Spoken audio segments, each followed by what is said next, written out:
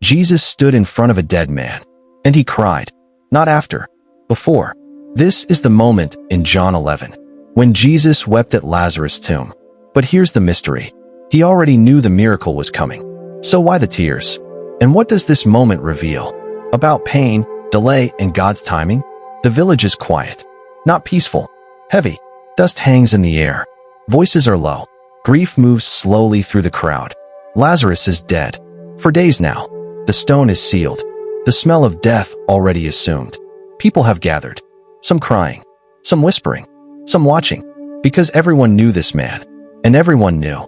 Who could have stopped it? Word spreads quickly. Jesus is coming. Too late. Martha hears first. She doesn't wait. She goes out to meet him. Her voice is steady, but her words carry weight. Lord, if you had been here, my brother would not have died. John 11 verse 21. Not anger. Not disbelief. Just pain. This is what delayed hope feels like. You believed. You trusted. You waited. And still, it didn't happen. Not when you needed it to. Martha isn't rejecting Jesus. She's trying to understand him. Jesus looks at her. Calm. Steady.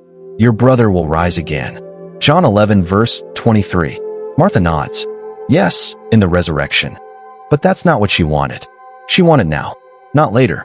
Then Jesus says something unexpected. I am the resurrection and the life. John 11 verse 25. Not I will bring it. Not I know about it. I am. The answer, standing in front of her. Mary comes next.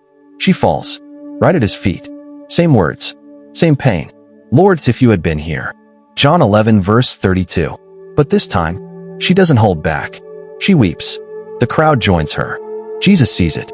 Not just the tears. The weight behind them. The questions. The confusion. The silence that followed their prayers.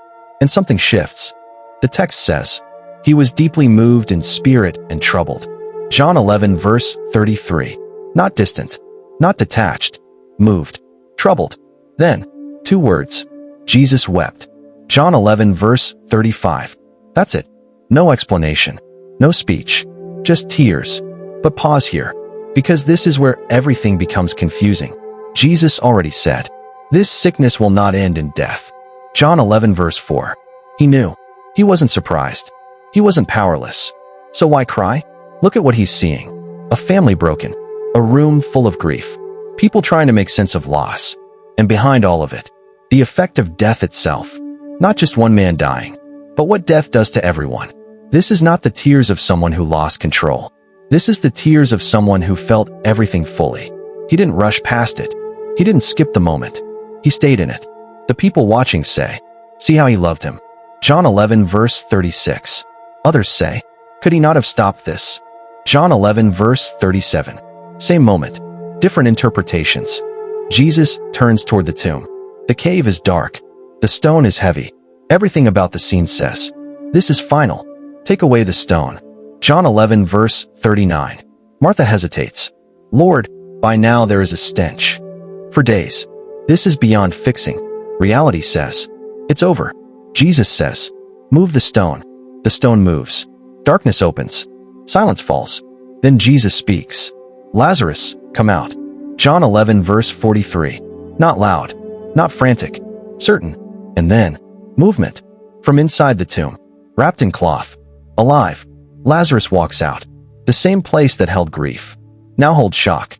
Silence. Turns into awe. Now go back. To the tears. They came before the miracle. Not after. Which means this. The delay was real. The pain was real. But neither canceled what was coming. So if it feels late, if it feels like nothing is changing, remember this moment.